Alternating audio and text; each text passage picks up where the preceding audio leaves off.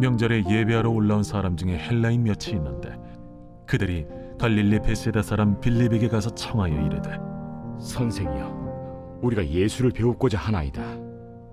빌립이 안드레에게 가서 말하고 안드레와 빌립이 예수께 가서 여쭈니 예수께서 대답하여 이르시되, 인자가 영광을 얻을 때가 왔도다. 내가 진실로 진실로 너희에게 이르노니 한 알의 밀이 땅에 떨어져 죽지 아니하면 한 알 그대로 있고 죽으면 많은 열매를 맺느니라. 자기의 생명을 사랑하는 자는 잃어버릴 것이요 이 세상에서 자기의 생명을 미워하는 자는 영생하도록 보존하리라. 사람이 나를 섬기려면 나를 따르라.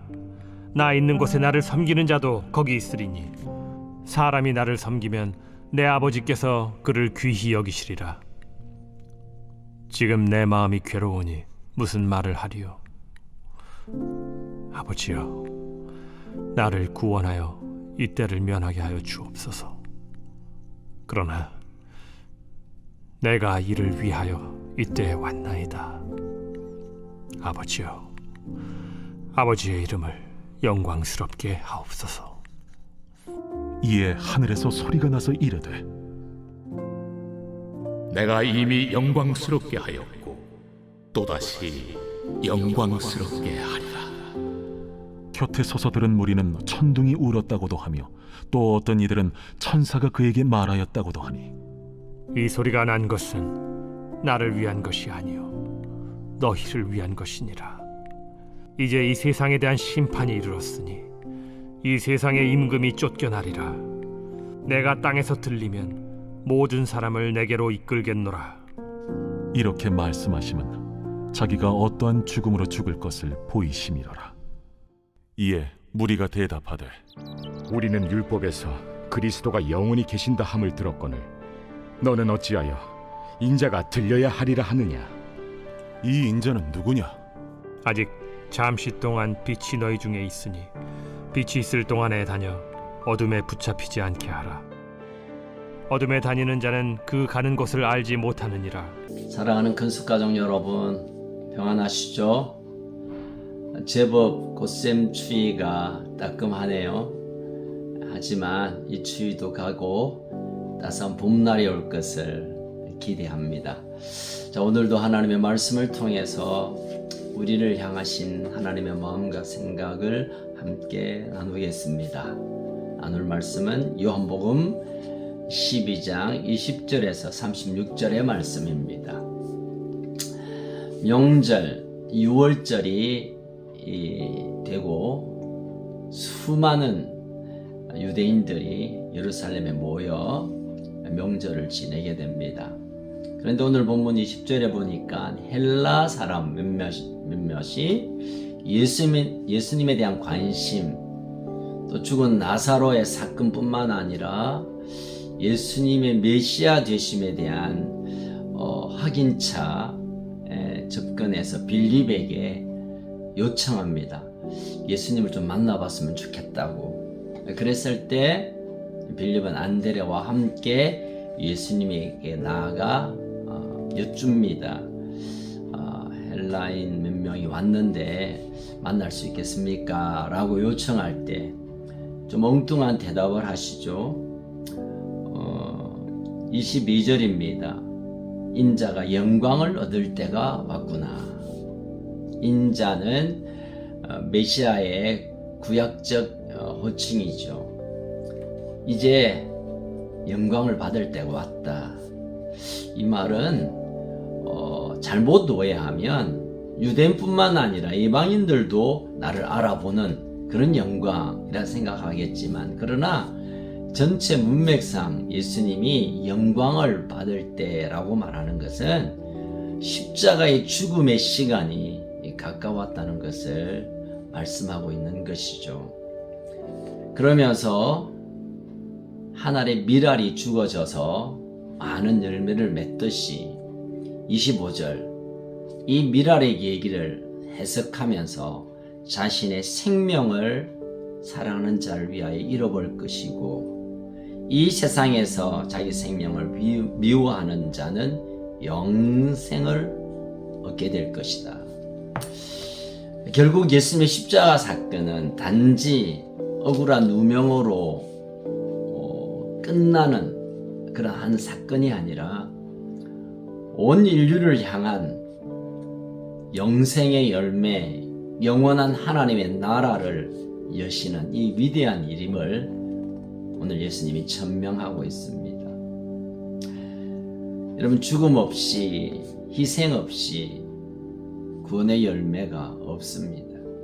예수님 그 사실을 오늘 분명히 우리에게 가르쳐 주고 있습니다. 그리고 이제 26절부터는 또 다른 챕터의 얘기 같지만 사실 연결점이 있죠. 나를 섬기려며 나를 따르라.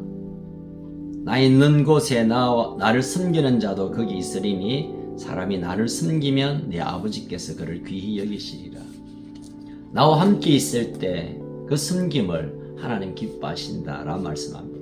근데 이 섬김을 말씀하시기 직전에 하나님의 미랄, 자기 생명을 미워하며 내어놓는 이 얘기를 하는 것은 그 십자가로 나가는 사람, 희생을 선택하는 사람, 자기를 죽어 땅에 묻는 사람, 그들에게 열매를 맺게 하는 나와 같은 이런 영광을 누리게 될 것임을 말씀하고 있는 것입니다.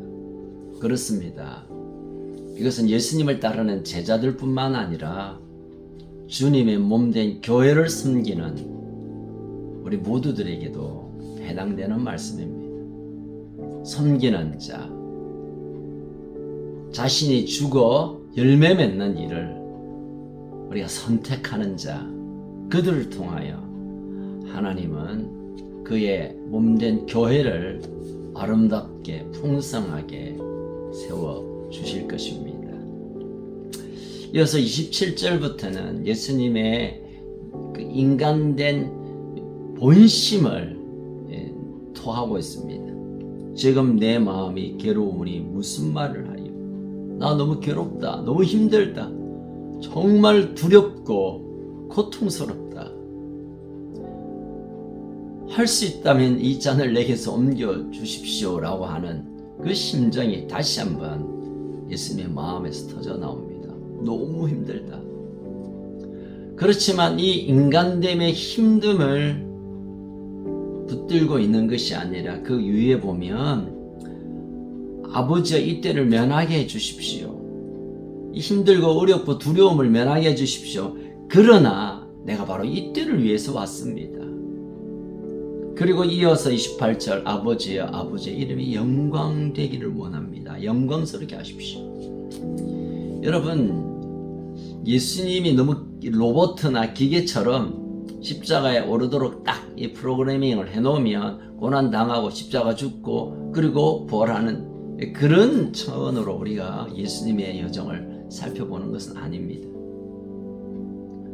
인간된 그 고통과 그 두려움과 아픔을 감내하면서조차도 하나님이 이 땅에 자신을 보내신 마지막 사명을 잘 감당함으로 예수님 스스로도 영광스러운 것을 고백할 뿐만 아니라 하나님도 그것을 영광으로 선포하고 있다는 말씀입니다.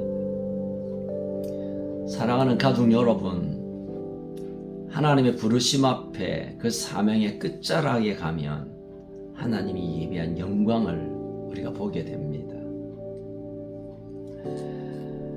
이어서 31절 이후에 보면 이 십자가 사건은 단지 우리의 죄를 위하여 대속적 죽음으로 끝나는 사건이 아니라 십자가의 죽음 이후로는 심판이 있다는 사실을 예수님은 다시 우리에게 알려주고 있습니다. 심판이 있게 될 것이고, 그래서 이 세상의 임금들이 다 쫓겨날 것이고, 내가 땅에서 들리면 모든 사람을 내가 이끌겠다. 부활에 대한 소망, 부활에 대한 약속을 다시 우리에게 하고 계시는 것이죠. 그렇습니다. 여러분, 십자가는 그저 우리에게 슬픔을 주는 주님의 안타까운 죽음을 묵상하는 그 정도가 아니라 우리의 모든 죄를 끊는 능력과 뿐만 아니라 부활의 그 권세가 있는가 하면은 이 부활 안으로 들어가지 않고 이 십자가로 지나가지 않는 자들에게는 심판이 있다는 사실을 우리가 꼭 기억해야 할 것입니다. 아, 십자가 나 너무 징그러워. 아, 십자가 뭐 없어도 내가 착하게 살면 또 내 몫에 태인 십자가 나 너무 힘겨워. 안 할래. 뭐 이렇게 우리가 반응할 수 있지만 그러나 십자가는 영광이냐 아니면 그 심판으로 버림받는 것인가에 대한 분명한 잣대가 될 것을 예수님이 친히 말씀하고 있습니다. 이어서 말씀하시죠. 지금 어둠의 시대인데 빛으로 나를 믿어라. 나를 바라보라. 나와 함께 있을 때 이 빛으로 삶을 살아내야 할 것이다.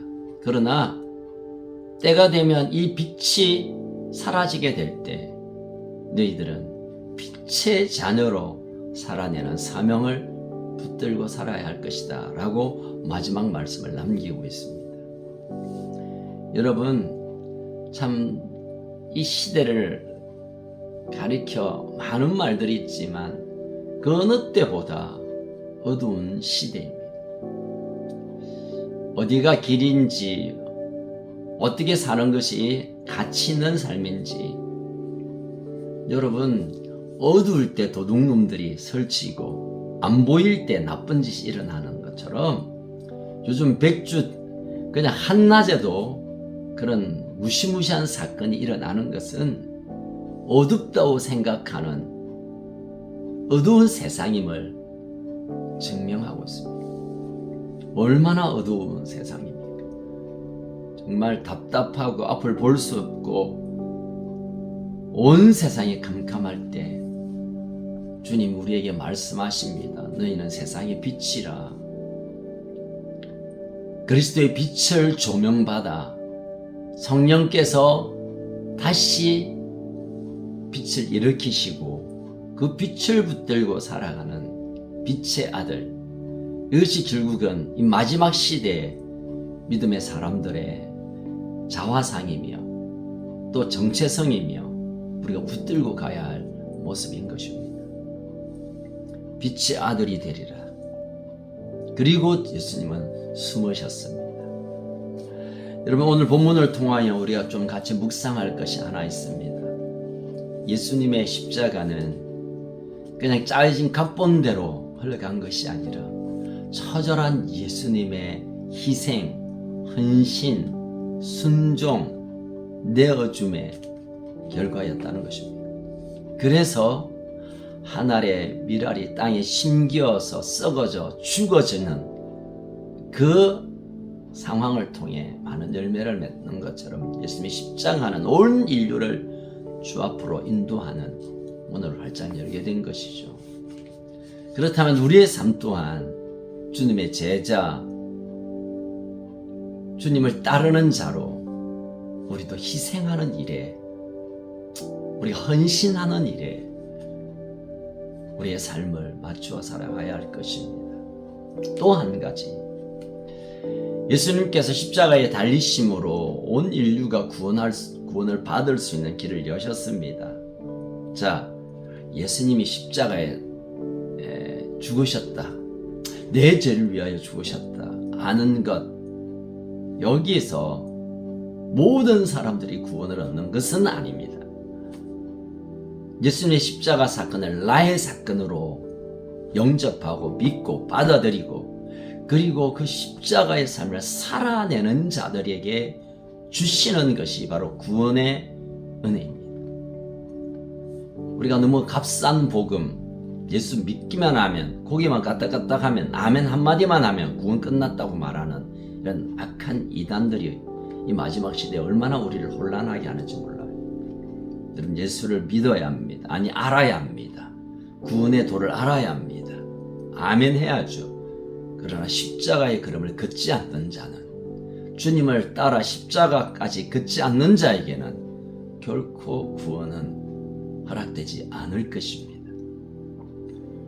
예수를 믿고 십자가의 그 삶을 살아가는 자에게 열매, 영원한 열매, 영원한 하나님의 생명, 영광을 우리는 취하게 될 것입니다.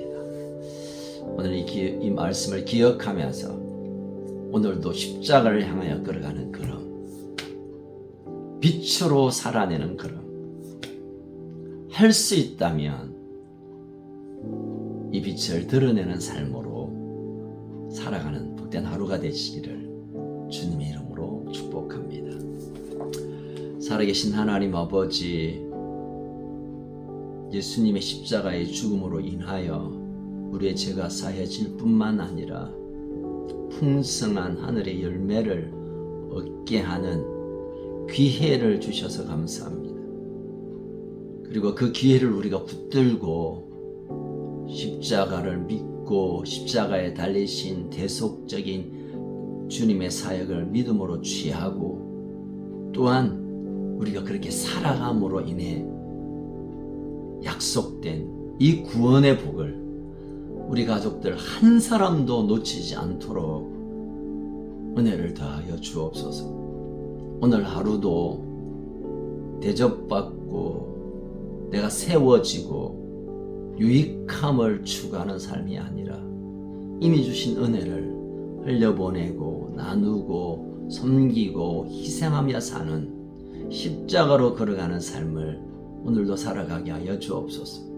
그리하여 예수님의 영광이 나의 영광이 되고 예수님의 빛이 내 삶에 비추어져서 빛의 자녀로 살아가는 그런 오늘 하루가 되게 하여 주옵소서.